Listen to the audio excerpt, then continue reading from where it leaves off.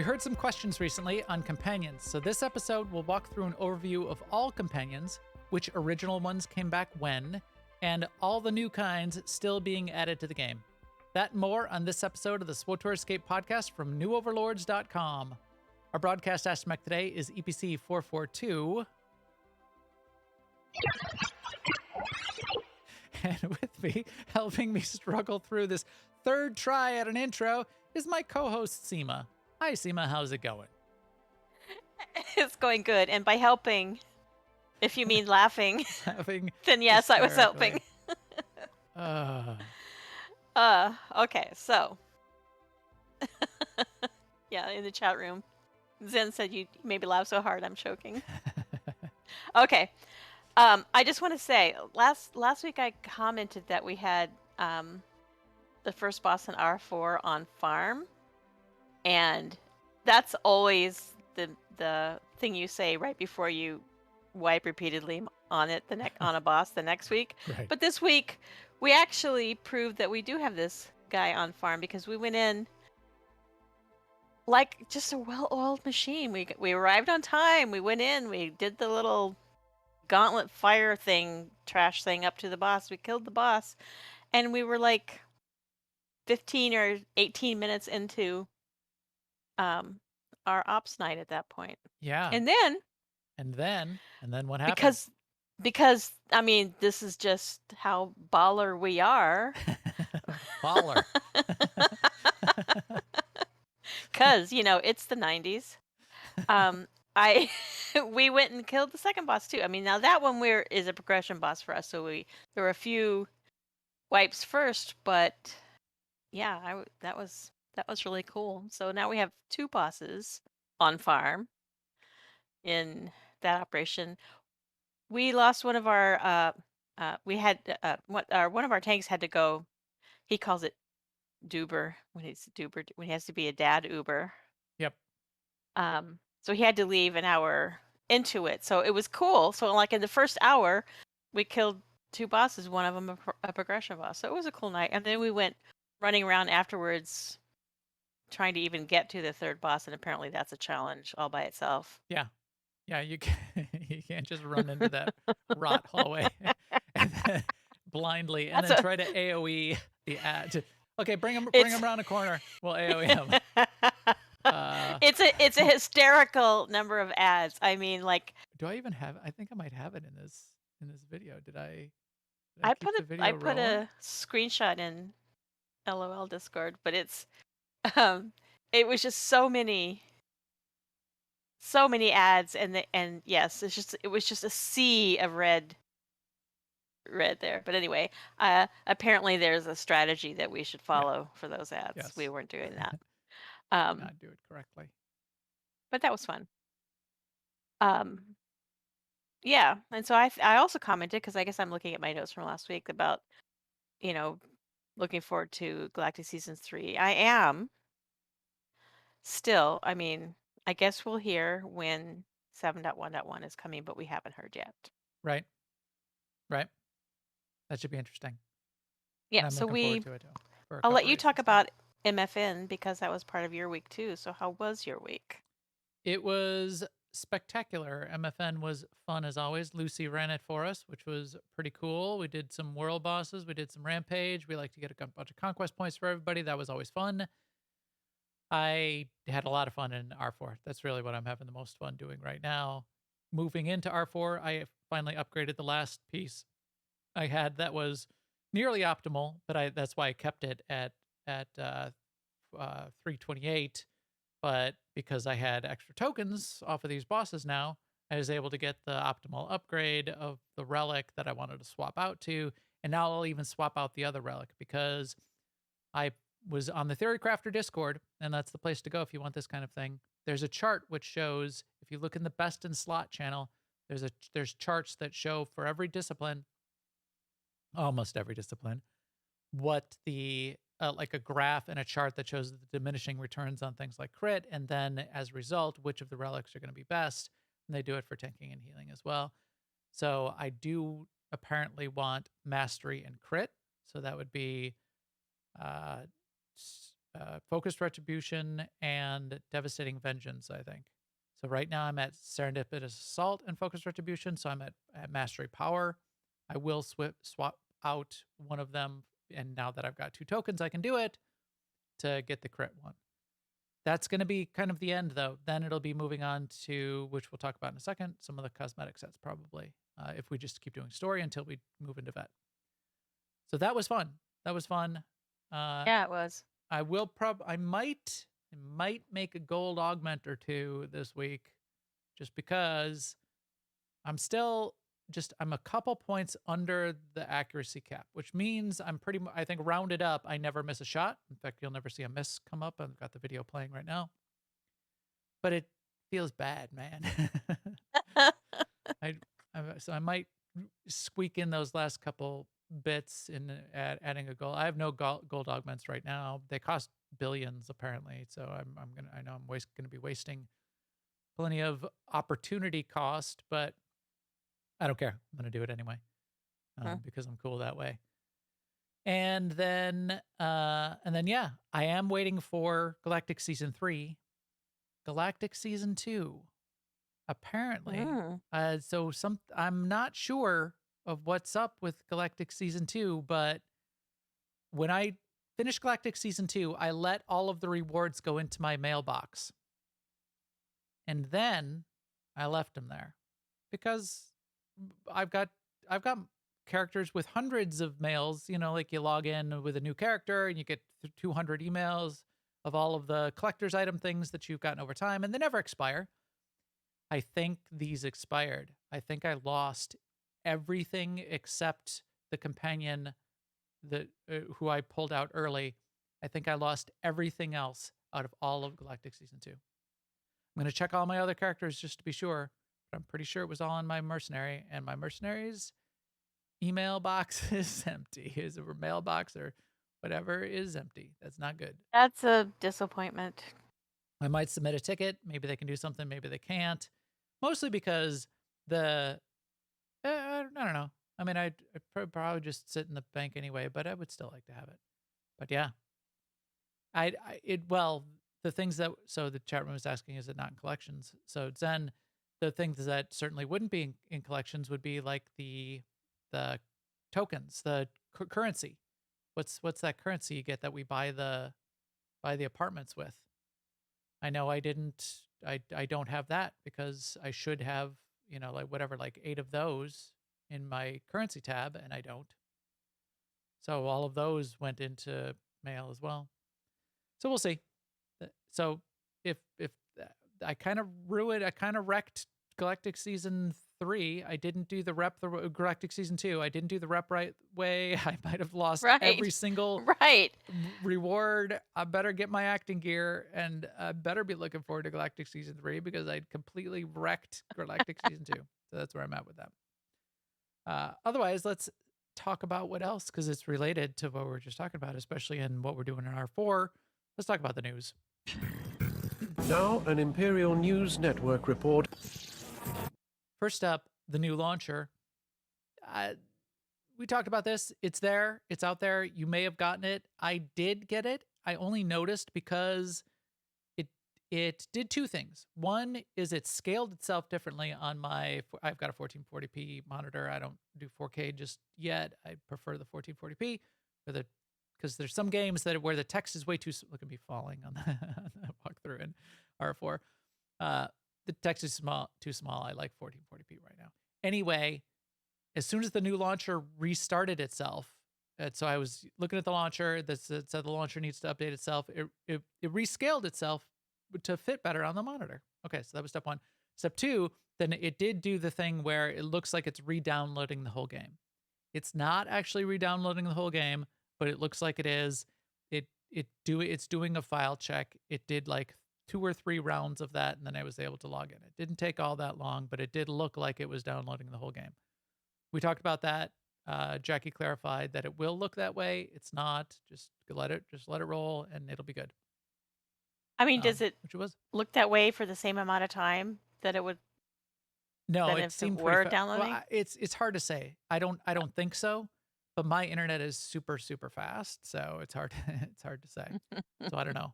I mean, I have the fastest internet I've ever heard of anyone having, so Weird um, flex, but okay. 2.5 gigabit up and down, Seema.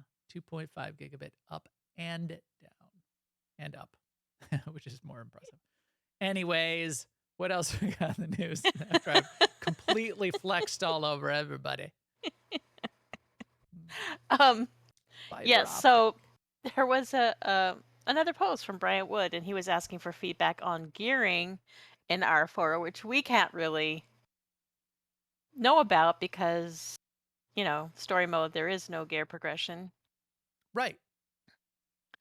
Which I think is worth Which talking about. Yeah. yeah, that is our feedback, right? So like, what? I guess if you went into story mode without 330 gear, then you could be working towards 330 gear, and that would be progression. But we all have Good 330 luck. gear. Good luck killing the first boss without Well, 330 gear. But yeah, yeah, okay, yes, maybe. yes.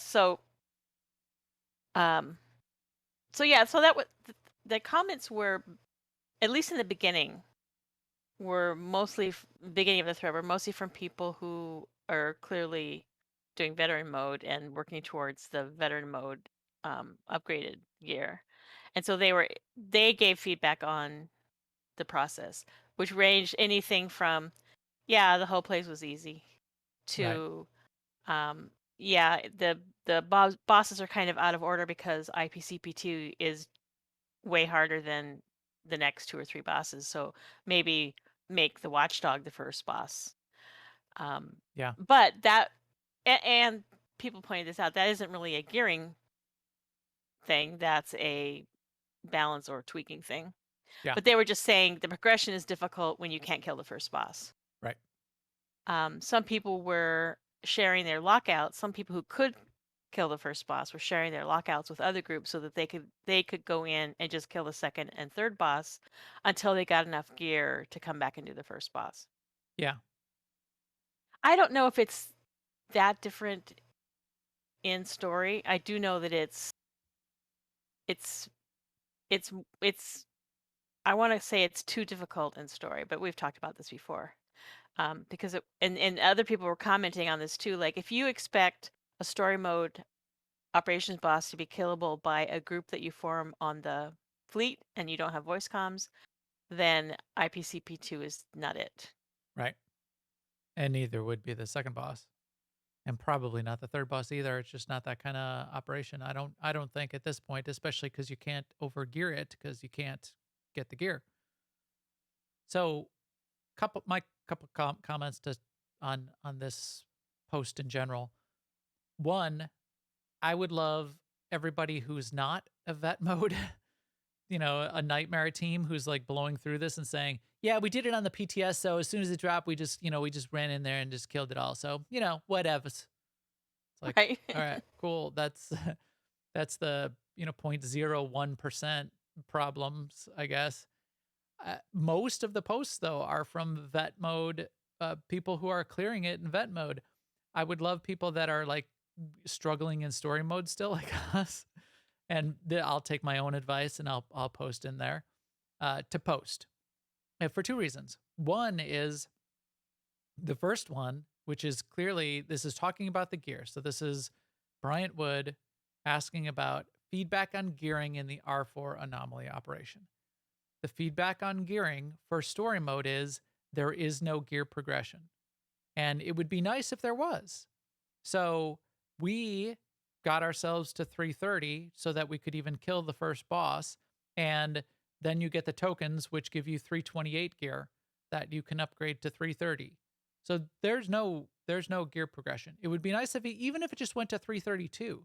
So as we're in there, and we kill a couple bosses, it just all us story mode scrubs could feel a little bit of that gear progression and working our way through an operation and getting gear upgrades and making it easier to get things on farm. That would be cool. That would be really cool. So that's my key bit of feedback there. The rest of the feedback. So what I don't know why he asked it in the way he asked, and we talked about this a little bit before the show, Mm. Seema. Uh, So Aside from the style stuff. Yeah. gear, there's also a number of cosmetic sets. And I think what he wanted to know from people is, did you find that incentive? Was that incentive for you to go back and kill bosses again? Right. And but the way he asked it was like, did you like the gear, the cosmetic gear? And then he said, did you do any of the op in order to get the cosmetic gear? And I did not read the whole thread because we ran out of time, but I not one person posted that they liked that gear. Some were more Which, diplomatic about it than others, but yeah. I feel like they could have asked that in a better way because when you do you like the look of these armor sets, like Max was saying before we went live on Twitch?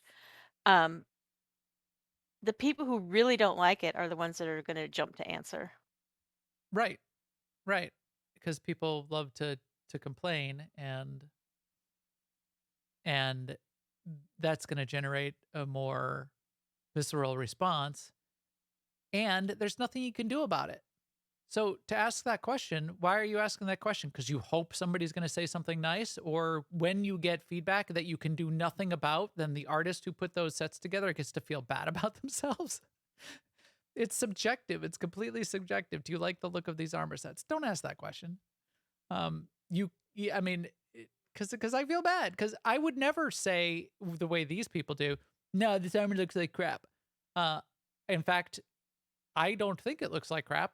I think it looks fine. And you got to come up with something. I mean, and the whole entire team obviously looked at that armor set and said, yeah, no, okay, if it's the theme of which they do, if it's the theme of what's going on in R4, it gives you that feeling of the kind of story that they're trying to tell, and like there's corruption coming in, and it's like a Sith sorcery kind of thing.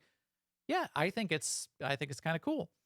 I would ask, what kind of armor sets would you like to see in the future? Is cosmetic armor an interesting incentive to you? Are there other things that would be incentive to you after you've gotten all your gear upgrades to be able to using these kind of tokens on things?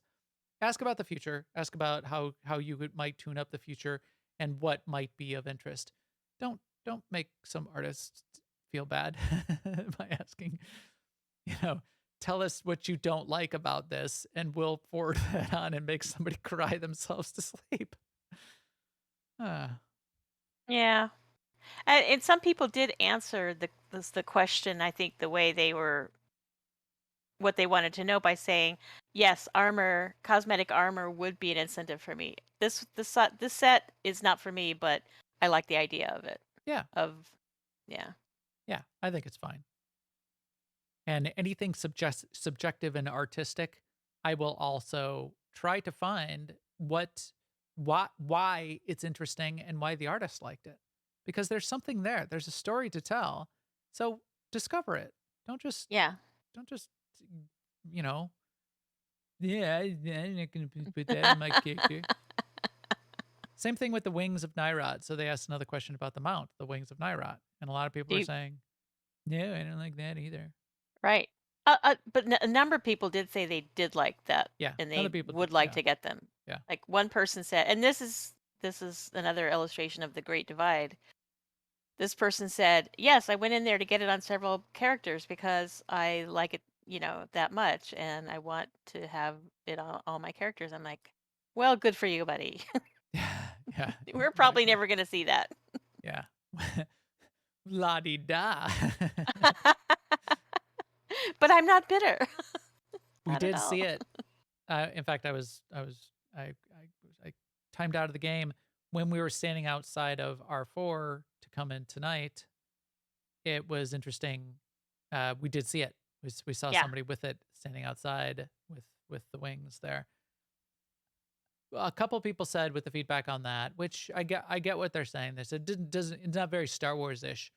Okay, I in a way you could think that depending on what your perspective from a certain point of view, but from the point of view of, again, the horror and the rot and the corruption and the Sith sorcery of all of what's going on in R4 Anomaly, and Kanoth, who the boss that this mount is dropping off of, it does fit and it is in theme and it is on point and it is Star Wars. So I Right. didn't think that that was all that valid, but more valid to say it's not the theme that I would expect. Fine, you could think that, but a lot of people did like it. Yeah. So yeah, um, get in there, post some feedback in there from either from you doing it in story mode or you trying it and not even being able to do it in story mode or trying to pug it and what your experience was there, and let's get more of that feedback in there, not just the top of the elite perspective, because if that drives behavior, it'll be, oh, I guess we need to make the operation harder and and make it harder to get gear. No, please don't. Please do I not. mean, I do have faith Yeah. that They BioWare yeah. has other ways of collecting data and preferences than the forums. That's just Yeah. one of the Right. ways. Yeah. Right. Yeah, this just happened to be the way this sounded like it was worded, but yes, I agree. I have faith that both even what they would do with the feedback that's coming out of this particular thread, that they would be doing the right thing with it and they would look at it through the lens of where they can get interesting information out of it. But don't tell the artist that did the armor sets that that nobody likes them, because people do. Yeah. Um, Game launcher, we talked about that. Oh, the flash sale bug, that was the only other kind of interesting. Uh, Yeah. I mean, I want to buy that for Antics now. So there was a bug. There's a couple bugs with the flash sale. One of the main bugs, which is now ironic because of what Seema just said, is there's the Veranticus mounts, and for some reason, apparently, this Veranticus mount kept showing up at the flash sales for like 10 weeks in a row, and now Seema finally saw it and said she wants it. It will never be back because now they finally fixed it and they're going to take it out of there. I So mean, right after I get done, with nightlife, I'm going to go over there and buy it. But that's only one Varanticus. That's the Savannah Varanticus, I believe. And there are other Varantici in the game. In fact, I have at least a couple Varantici. Yeah, I know. So get yourself a Varanticus from some other source. A Varanticus for the rest of us. You just won't have the Savannah Varanticus. Vercanticus. You can't have it, the Vercanticus. Guild and community news. As you said, MFN continues to be fun. It was fun, and we have them every Tuesday night, right? So definitely check those out. Come join on Starforge. Anybody can. Oh, I'm looking under pets. That's why I can't find the stupid amount. There's a search bar. I have the Marshwood Varanticus. That's the one I have, which I do like.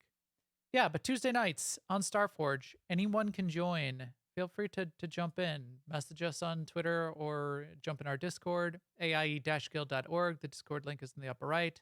Tuesday nights, we switch back and forth between Republic and Imperial.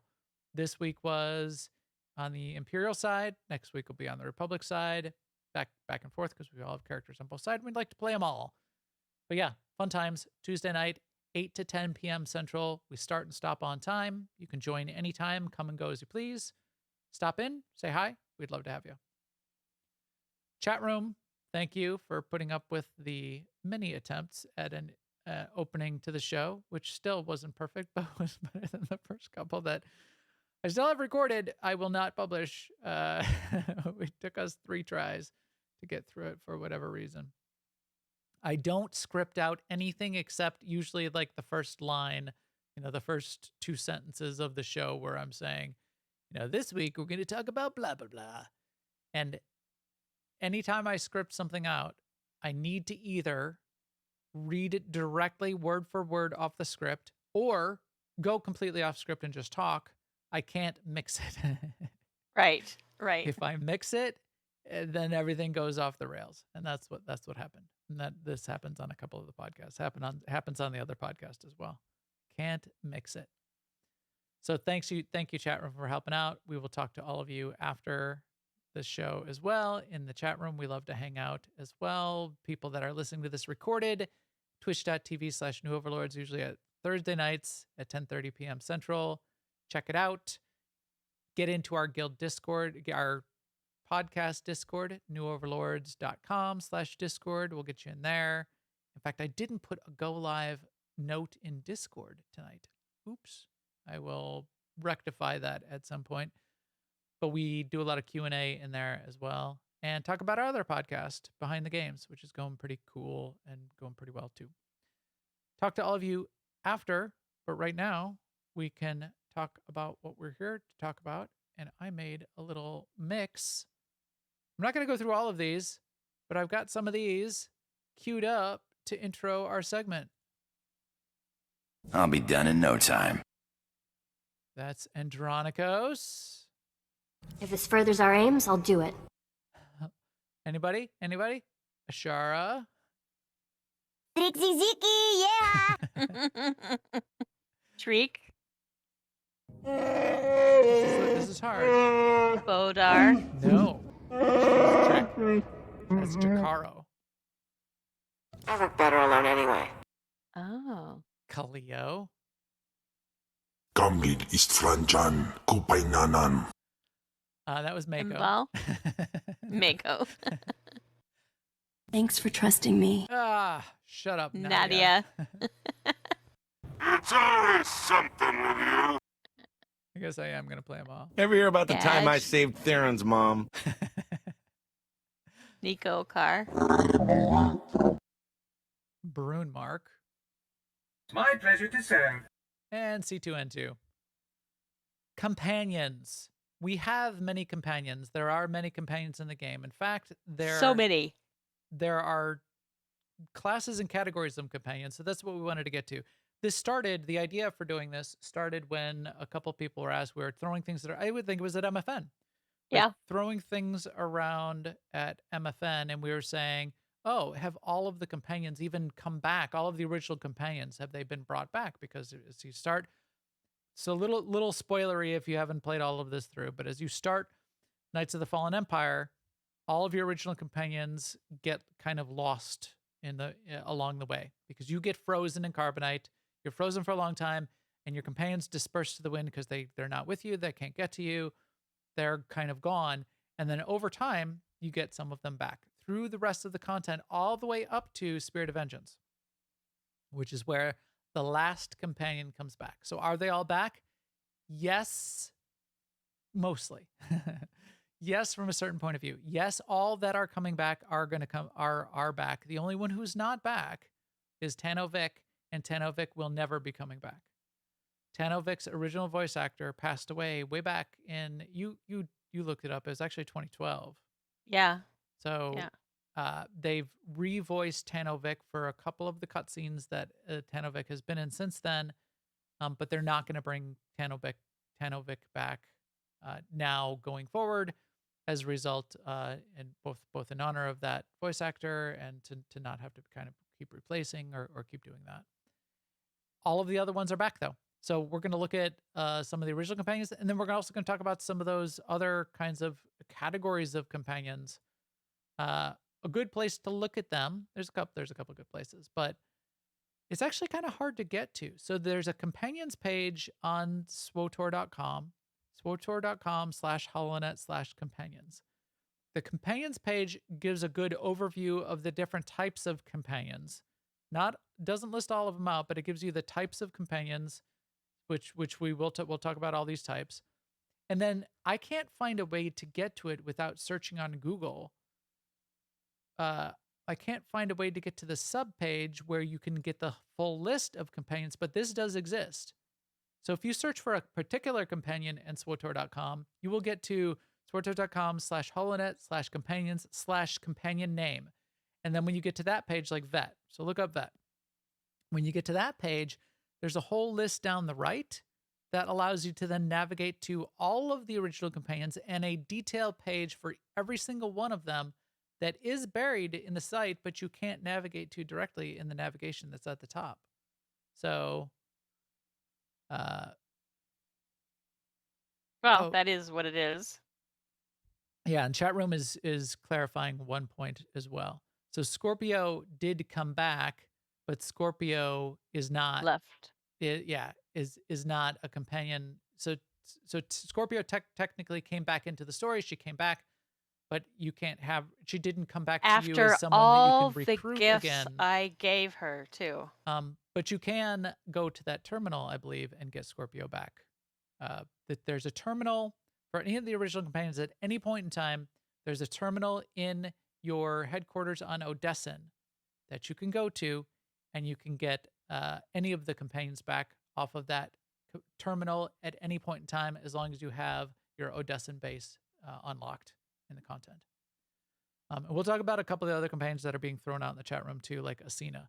Asina was not one of the original companions, and Asina is like an alliance companion or an additional story companion. There's categories there. There's lots of fun ones there that we will not get. But yeah, so of the original companions, there's 5 companions for every single story class. So Sith Warrior, Bounty Hunter, Inquisitor, Agent, Jedi Knight, Trooper, Consular, Smuggler. Those are your 8 original story. So now we remember we have like the story class and the disciplines.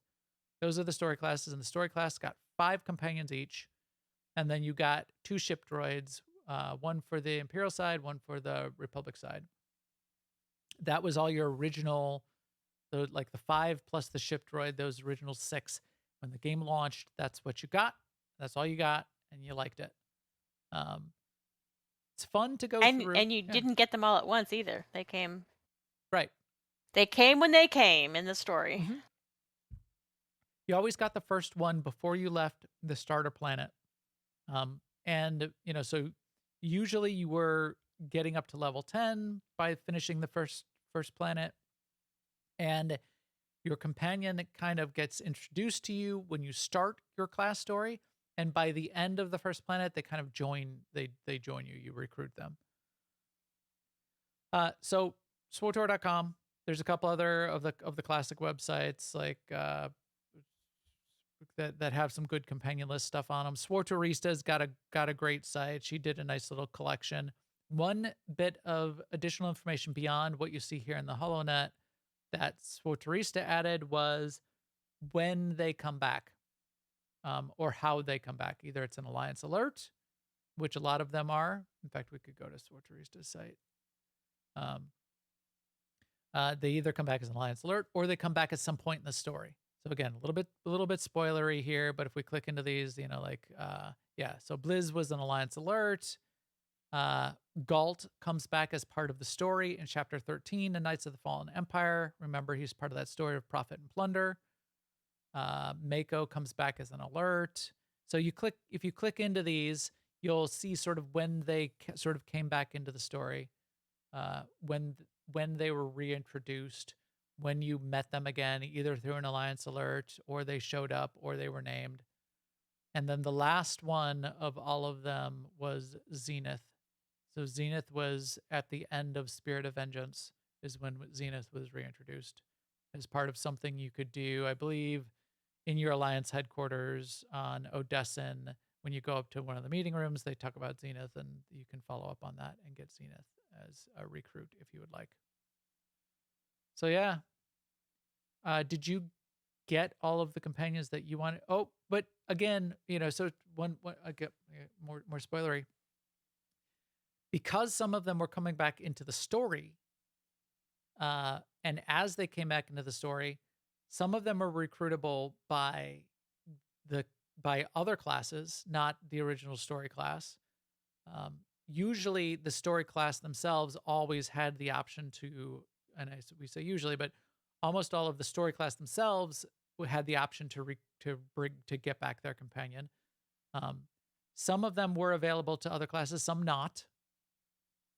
And then some of them were part of the story, and as a result, might not be available to you because maybe you had a choice that mattered, and you chose between Torian and Vet in Knights of the Fallen Empire or Knights of the Eternal Throne, or whenever that choice came up, and you might be a bounty hunter, which does not have Torian available to you anymore.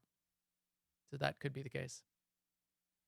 So yeah, your original companions, did you get them all back, Seema, and your main characters? Or do you still have some languishing in Alliance alerts, or? All the ones you wanted back? I still have quite a few languishing in Alliance alerts because I mean I don't know how I was going to end that sentence, but yeah. Yes, because Like I never got yeah. because you're a Yeah. slacker like me. Well, I kind of I kind of am a sort of one companion person, and for a long time it was Treek and now it's Shay Vizsla, so I'm not Yeah. that into it Yeah, to go do the Alliance alerts. I tend to not use the original story companions on characters, and we'll get into which companions I do use as well, but It hurt. I mean, I took it. I was seriously flummoxed when they took um, Scorpio away because that was one of the first of my companions that I had raised to level 50, and Mhm. it was not easy back then. Right. And so I kind of, as a reaction to that, said, well, I will always use a companion that you have to buy on the theory that they'll never take that one away. Right. That's kinda trained us to do that. Either that you know, a buy or a reward companion or, there was, like, some subscriber bonus companions like Nico Okar. Yes, those are the ones that I always use now too for that same reason because And it you doesn't never hurt take that them Shay away. Vizsla, has, I don't know if it's true anymore, but for a while she had reputation as being slightly better DPS than any of the other Yeah, and she's super companions. cool, and she's ranged, and she does death from above, and Yeah. she looks Yeah. cool, and she sounds cool, and she's not annoying with the voiceover. So there's a lot of reasons that I pick Nico or Shay or Darth Hexed is actually in my rotation as well, or HK 51. Yeah, HK 51. That's kind of my core rotation. I do have a couple. I'm kind of lazy with the alerts, and I have on all my characters. I still have alerts. Mhm. I kind of I put too much thought into like I kind of think, well, I should set up OBS and I should record it and I should have this content on the side. And then I never do it as a result, and that's why Yes. some of them are still sitting here like a little boss getting Blizz back. I've been wanting to do this for a long time, but every time I think about doing it, I go, "Oh, but now I should set that up. I should record this because it's really cool. Blizz has got this fun little story." And then I never do it as a result. So I don't have Blizz back. There's a couple other ones that I'm on the fence of or just sort of like put to the side where in order to get them back to do their alliance alert, you kind of needed to like make the dark side choices. I believe Brunemark is that way. And I think who's the one of the other couple of the Sith side, Zalek, I believe is that way as well, where in order to entice them back in their alliance alert, you have to make dark side choices. You have to do something evil or do something bad. And I am not a dark side player.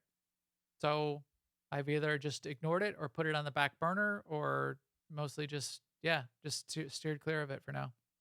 I mean, I'm scrolling through. I do have a lot of companions. I do have most of them on this character. But part of me not wanting to do alerts is I feel like because it's already too hard to manage the companions that I have. Yeah. Like when I want to summon Shay, I have to scroll and search with my eyeballs. I can't type in Shay anywhere. I mean, I know about where she is on the list, so it's like not completely super onerous, but that's part of it for me, for Yeah. sure. Yeah. I keep sticking with one and not switching is part of the reason that yeah, because it's a pain to go through that list. Is part of the reason I do that as well.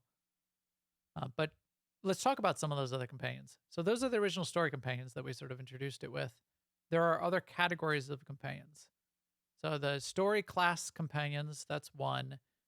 We already mentioned the reward, uh, sort of like the reward companions.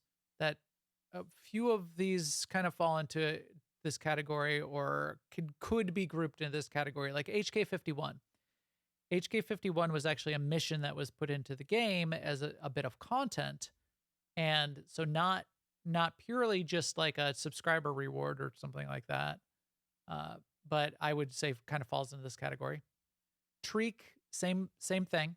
Treek, I think, was one of the first cartel. You had to like purchase from the cartel market, and then there was a little process to unlock Treek as a result. Yeah, I think Treek was the first cartel market companion, wasn't it? I think Treek was the first companion that you could acquire not from a class story. Not HK? I thought HK was the first. I feel like it was Treek, but someone will tell us. So Maybe I just, but yes, I was a big fan of Treek because I loved Treek for a yeah, number of reasons. One is, you know, she's tiny but she has a big heart and she's fierce and all that. But also in the time, she was the only one. Her special thing was that she could switch from tank to healer to DPS, and you could do it in combat. yes. Yeah, and that was a big advantage and a big deal and really fun and interesting and useful to do, to switch between DPS and healing, because you could or even tank. You could have Treek doing the DPS or tanking, get a little low on health, just click over, switch Treek to heal, everybody heals up, go switch it back to DPS or tanking. That was really fun and really convenient. And Treek's animations are amazing. And it's going back a ways, but it was before all the other companions could also tank and DPS and heal. So Right, like for instance, Kaizen Fest could right, only tank. right. And that's back when you would use a particular companion because they had a different both skill set and limited to a particular role. Yeah. Yeah, so that was a big deal. So Treek ended up being an amazing companion, and everybody kind of used Treek for a while then as a real result of that. One of the most fun ways to get a really good sense of all of the animations of Treek, really any of Oh the yeah. companions, um, duel someone. So we call these companion duels. So you get your Treek out, someone else gets their Treek out. You duel each other. You target the you target the other person's Treek, and then use one of your Treek's abilities, and then the two companions will fight each other, and the players can just step back and watch a companion duel. When you do that, you also then get to really keep an eye on them and watch them use all of their abilities and all of their animations. When Treek does a heal, she uses a slingshot with a Kolto ball of some kind and like throws it across the room. Treek's gap closer is she leaps up in the air and a little hang glider pops out and she flies in and Yeah. swoops in on the hang glider. So a lot of really cool stuff like that. But you'll be able to see it with any of the companions, like Loken. If you use Loken that way, then you'll get a close up view of Loken turning into a rat ghoul and doing his thing and like tanking and DPSing in his rat ghoul form, which is really kind of cool. So yeah, companion duels is a fun way to go about that. So Treek was one. I think most of the chat room is saying Treek probably was the first, and then I think HK came after that. HK was really cool content. If you haven't done the HK quest line, I highly recommend it. It's one of some of my favorite content in the game. The Theoretica as sort of like a haunted ship puzzle where you need to do for part of what you do to get HK51 is amazing. One of my favorite pieces of content. And relatively long quest line because you got to find all of HK's parts, which are spread around the galaxy. That's a little bit more difficult to do, but still worth it. Then there's HK55, which came as part of post. I think it was it was some kind of reward. I think it was like a early access or a pre-order reward for Knights of the Eternal Throne, where you got the chapter to be able to get HK55 back, because not everybody was able to get it for a long time. And now I believe you can go into the cartel market and get that chapter. Yeah, I think so too. Uh, You can buy the chapter. and there's, I think in that chapter you get both HK55 back, or am I confused? Is this two separate chapters? But that's also where you get Zoom, and it's also where you have an underwater adventure. Yeah. You actually fight underwater. Yeah. I mean, this is how you get HK55. Like you keep saying get him back, but we didn't have him before. He was like a story. Yeah, he was never. Yeah, right. He was never a companion.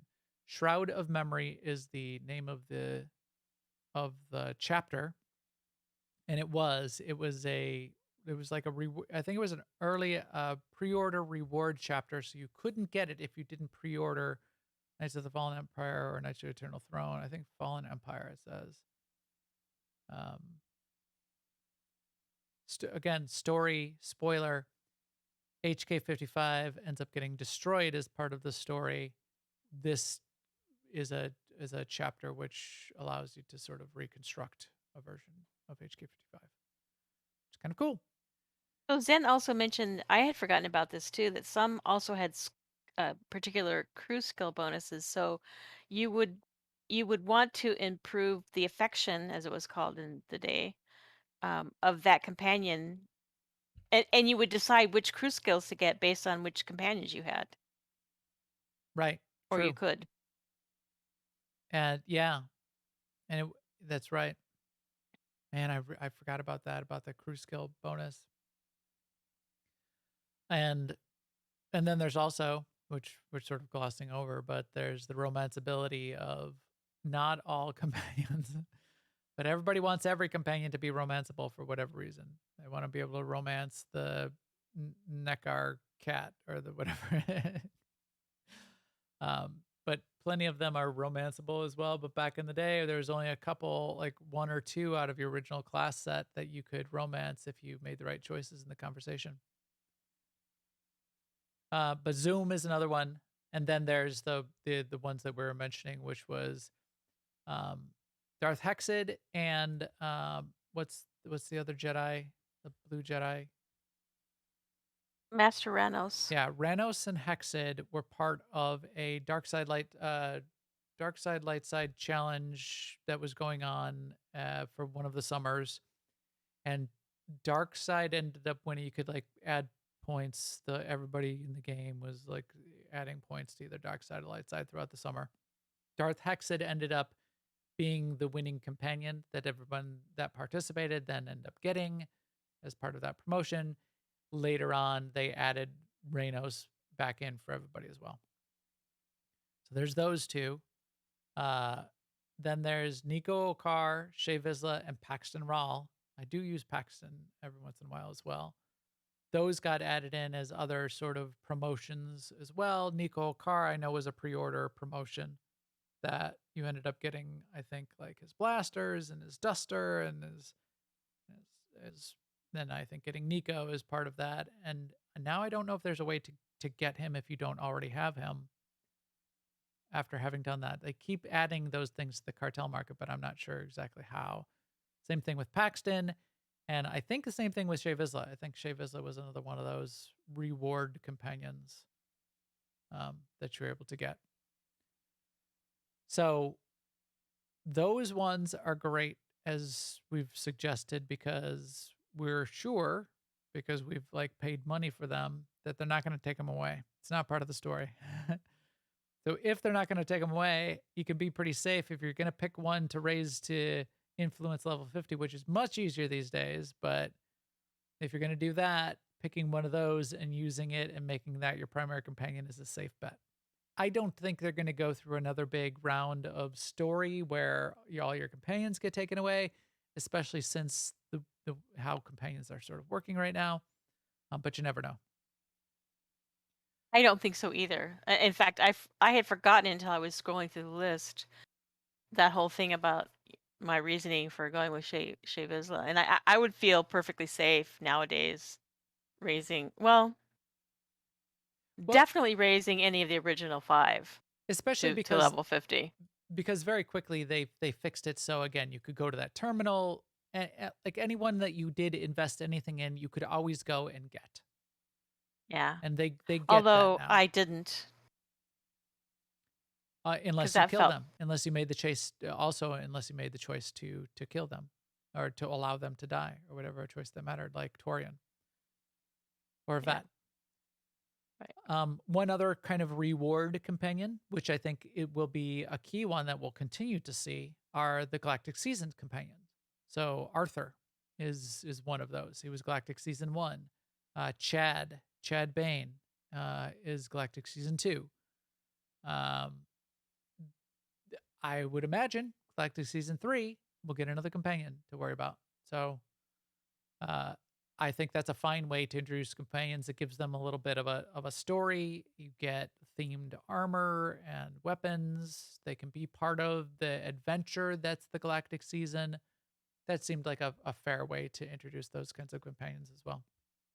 So like Paxton Rawl and Nico Carr and Master Ranos and Shay Vizsla were all sort of subscription bonuses of some sort or another. Mhm. And for a while, if you didn't fulfill that, you couldn't get them. But now they're all on the Galactic Seasons vendor. That's where they are, not the cartel market. Right. Right. Okay. Okay. Good place to go and get them, and that makes sense. Yeah, yeah. I do also use Paxton Rawl occasionally. I do like him. He's a good pirate themed. He's cool looking. He's got good armor, and he's always up for a drink. So I like him as well. Okay, now we get into a little more interesting set of companions, and some of these companions come and go. So a lot of them, this around the time that the Alliance started happening, and a lot of around the time of especially Fallen Empire, Eternal Throne, we started getting companions very often. I think it had happened before, but companions sort of coming in and joining you temporarily, or companions joining you permanently that are part of the Alliance. There's a few sets of these companions, and some of them are kind of unique. So there's the Alliance recruits that you recruit in, and they're like a set that came from like the Star Fortresses. There's other Alliance recruits that you're recruiting to your team. There's Alliance specialists. So the specialists are like Hilo Viz. So Hilo Viz is a special kind of companion that you can't pull out and go fight with, but you can go into your Odessan base and go chat with Ogorub and Hilo Viz and the Alliance specialists. So it's a kind of like a weird state that they're not really companions, but they're kind of companions. Right. And you can raise their influence level, but only to level 20. And you do that in a special way, not with regular gifts, but with the things that you're getting by doing the Alliance alert. What are all the You get ways that you do it? the main way I get them is by doing the heroics. Yeah, you get them all for heroic still. That's right. Yeah. There's 4 token objects: the crate, the alien artifact, the blah blah blah, whatever. Yeah. And that's what you turn into those to raise their influence. And then there's the ones that were coming and going. There's some of the main characters like Lana, who seemed like Lana and Theron seem to be around, and I would hope be around permanently because they've become a part of a lot of people's stories. Although no, I guess Theron's not around for some people. Right. He's not. It's not the way it should work. Arkin, like I have Arkin. A lot of people don't have Arkin. Koth, who was a main character out of Fallen Empire and Eternal Throne. You might or might not have Koth. Senya, you might or might not have Senya. Senya is a character I really like. As you were going through, you might also have been, this is where you might have been recruiting in other class companions that became part of the story. So Right.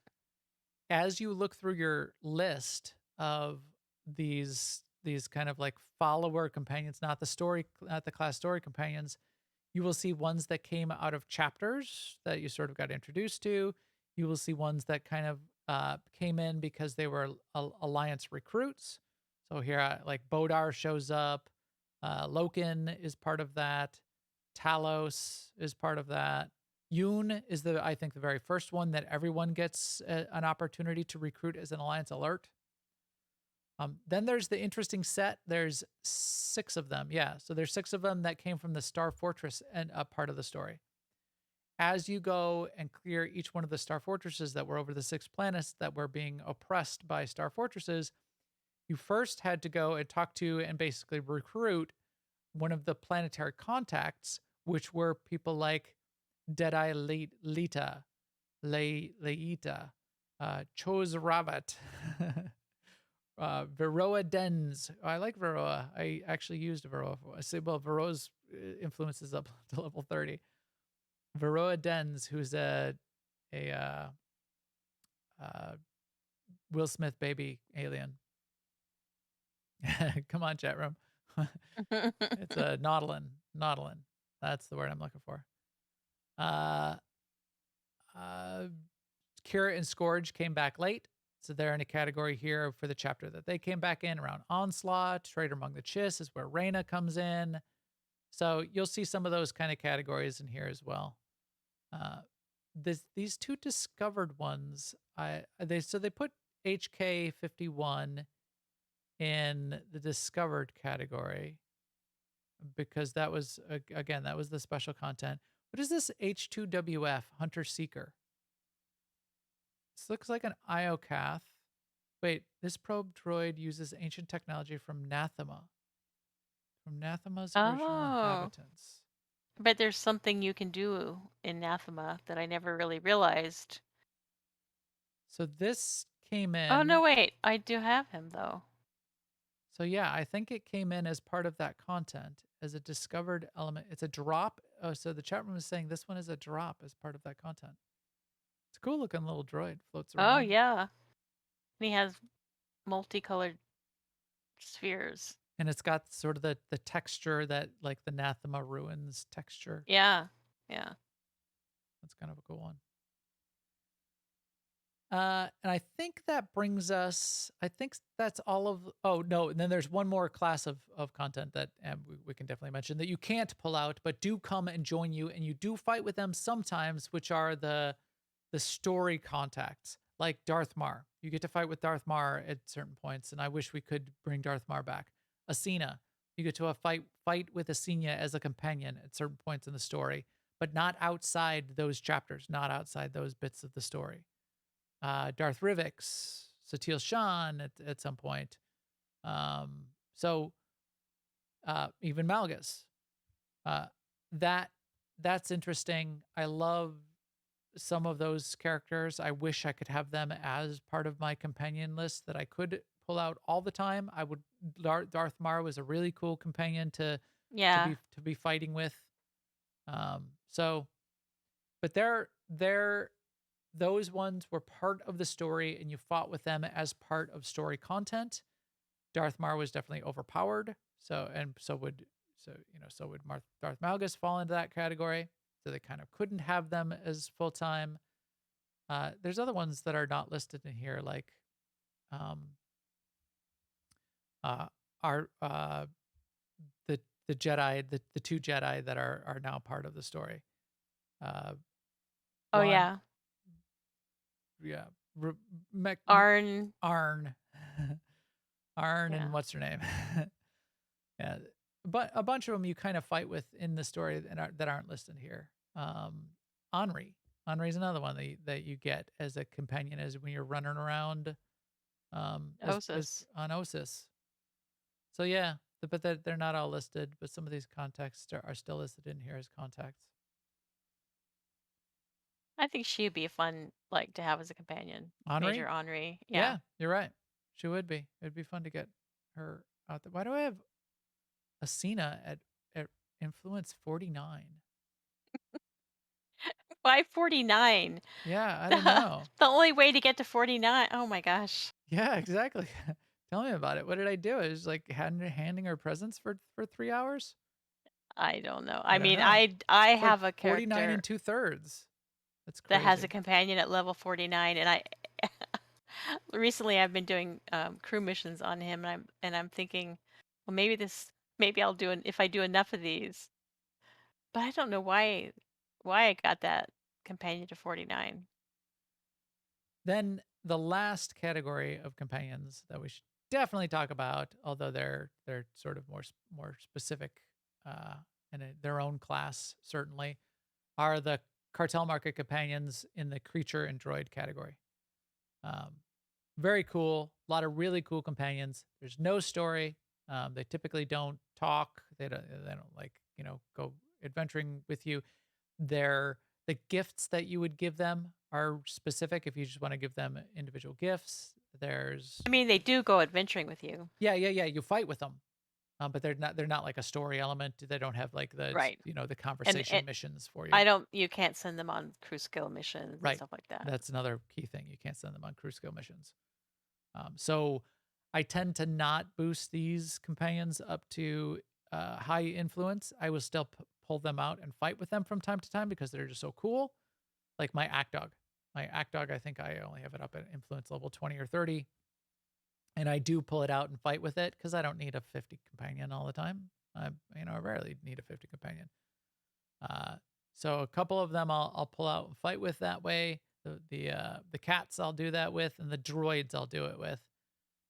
But the reason I don't is because I can't send them on cruise skills, and I definitely take any companion I'm sending on a cruise skill and put it up to influence level 50 because then you get the crit bonuses off of them, stuff, that kind of thing still.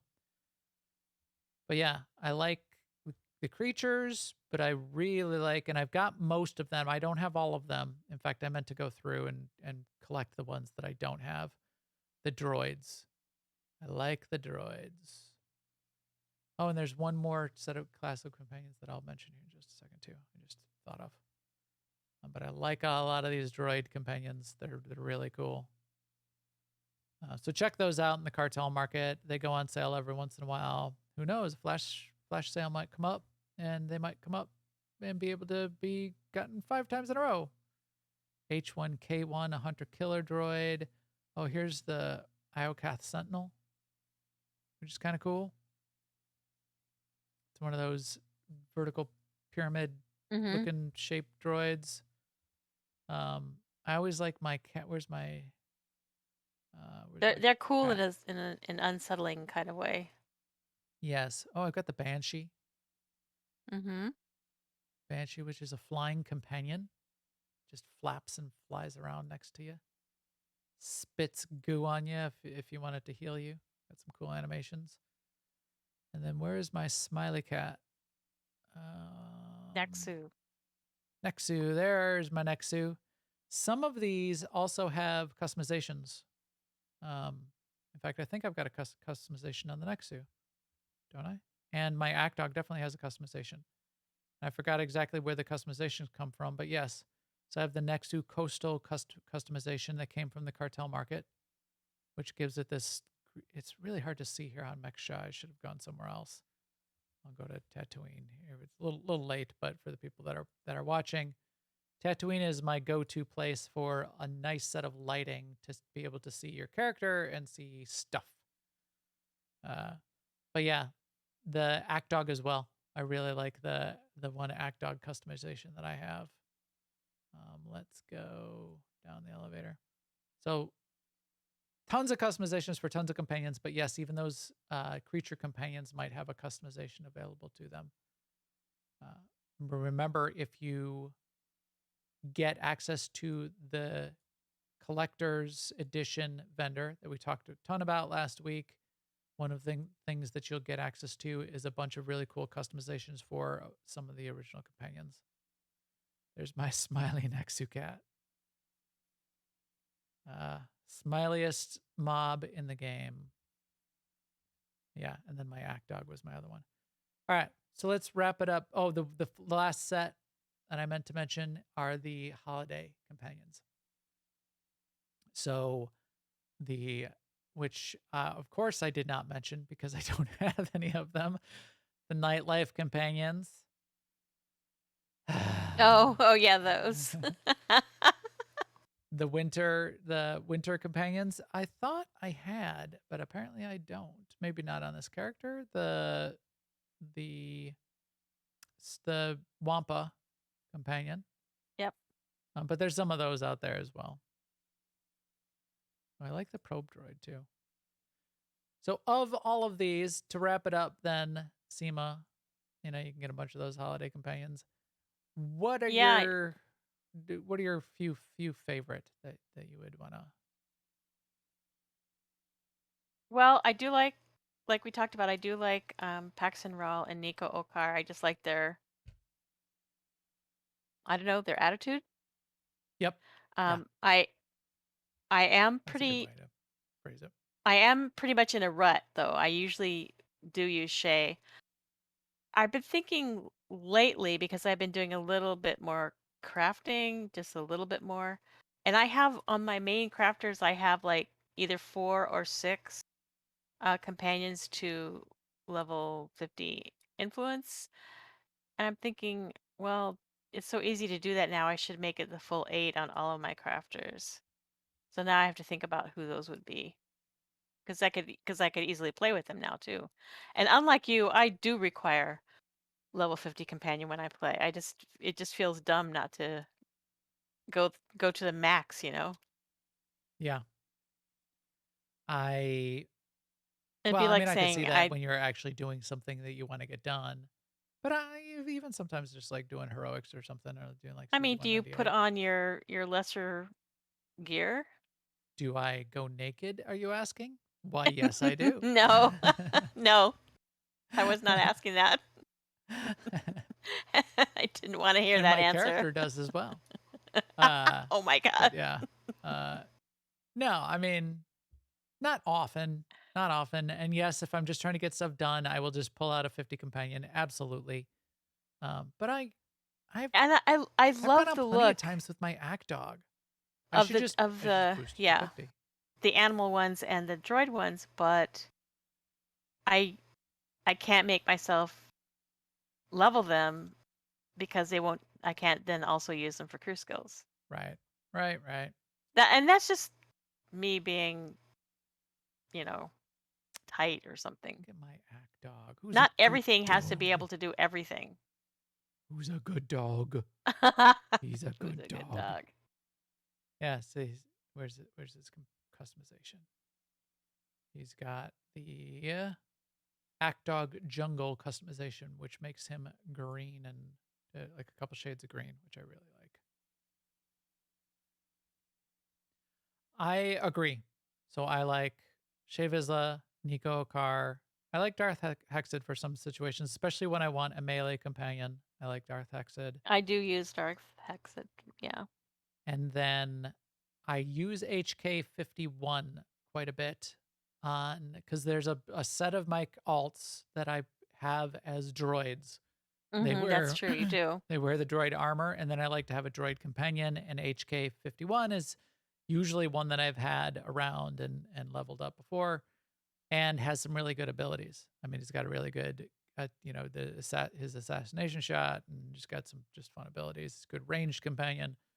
So I'll use HK51 quite a bit on those companions because then it's like just a pair of droid buds out there just doing their droid things. Hey buddy, want to go kill all humans? Yeah, let's go kill all humans. So yeah, I like those, and then just some of the unique companions every once in a while. Who knows? Maybe if I had a Rodian, I would pull out that Rodian once in a while, but that's not happening. That's not a thing. T7. I like T7 every once in a while. A couple characters too. As characters go, I actually do. I love T7. I like T7. Yeah, T7's good. And Pax, yeah, as we said, Paxton Rawl he's a good character. Falls into a good category. I know a lot of people liked Zoom at one point, especially for Zoom's abilities. I never played with Zoom too much though. Just for a little while when Zoom was new, I certainly did. Yeah, so I think that's a good roundup. What we might do, if people are interested, is go a little bit deeper because there's some really fun parts, especially of the original companions that have interesting backstories and interesting little side as you talk to them and have their conversation with them as you level up your character to 50, have a whole bunch of things going on in their own lives that's kind of Right. interesting. And then there's the romances part of it. So if that's interesting to you, let us know what your favorite companions are, which ones we should maybe go after and do a little bit of deeper dive into. This might be a fun thing to do an extra episode or two around while we're waiting for 711 and beyond to show up. Because yeah. Oh, Chem, I do. That's a good one. I do use Chemval on a couple characters, especially the Sork characters, because I like Chemval. I'll use Right. sometimes I will use like my trooper uses Alara Dorn relatively regularly. Sometimes there will be an original companion that just fits with a particular character, and I like to do that as well. I have to say, yes. For me, that character would be that companion is Kaizen Fess on my sorcerer. Yep. I mean, my sage. Oh my gosh. Yep. Kaizen's a good one. Chem is a good one. The romance, your romance characters, the like the romanced companions might be another category where you would do that. I would see a lot of people doing that way. All right. I think with that, we can wrap it up for this evening. Got a good rundown of all the companion stuff. EPC 442 is ready to get kicked out an airlock to broadcast this podcast out there for everybody. All the feed and subscribe links to everything are on newoverlords.com. And you can get the video versions of this always there, or YouTube/newoverlords. Twitch.tv/newoverlords is the place where you can see this live. You can also follow and subscribe in all of those places, YouTube and Twitch. YouTube in particular, we'd love to get some extra subscribers there. You will also then get alerts and access to our Behind the Games podcast, which has been really, really fun for us. You can come chat with us in our Discord, where all this stuff sort of gets described and discussed as well. newoverlords.com/Discord is where you can go there. Sometimes we even do giveaways. Might have an Opal Volptilla code around that we could give out there at some point in the near future. Follow me on Twitter if you want to be kept up to date as well, at Max the Gray, or at our channel Twitter, which is The New Overlords, at The New Overlords, and we'll keep you up to date. For all the guild information, Alea Yacht S Guild on Starforge, and in all the games that we play, check out aie-guild.org. The Discord link is in the upper right of that website. You can jump in our guild Discord and ask us for an invite. We have guilds on both the Republic and the Imperial side, and we would love to have you. With that, we will talk to you soon. Later, everyone.